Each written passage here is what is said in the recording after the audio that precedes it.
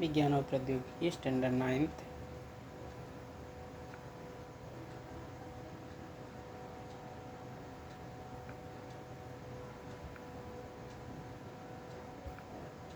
प्रकरण 1 गति के नियम।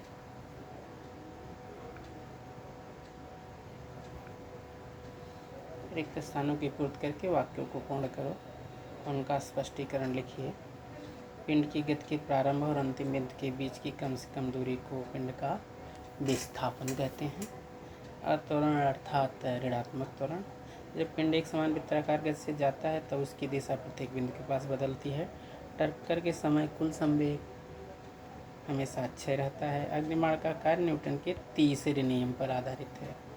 ये तो प्रश्न हुआ, लेकिन उत्तर देखिए आपको कैसे लिखना है।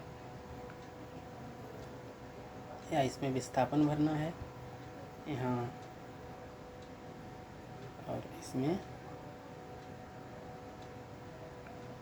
ऋणात्मक त्वरण भरना है, इसमें दिशा भरनी है, इसमें कुल संवेग और इसमें तीसरे नियम पे आधारित।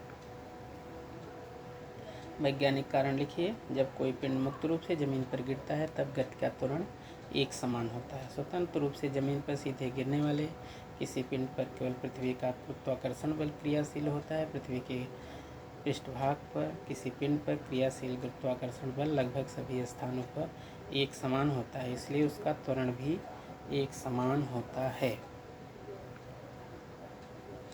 क्रिया बल और प्रतिक्रिया बल के परिमाण समान और दिशा विपरीत होने पर भी एक दूसरे को निष्फल नहीं करते। क्रिया और प्रतिक्रिया बल विभिन्न पिंडों पर प्रयुक्त होते हैं, वे एक ही पिंड पर प्रयुक्त नहीं होते। इस कारण ये बल एक दूसरे का प्रभाव नष्ट नहीं कर सकते।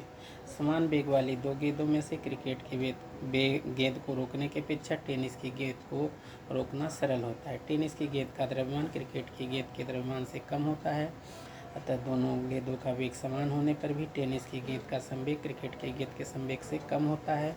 टेनिस की गेंद का संवेग कम होने के कारण उसको पकड़ने में कम बल लगाना पड़ता है।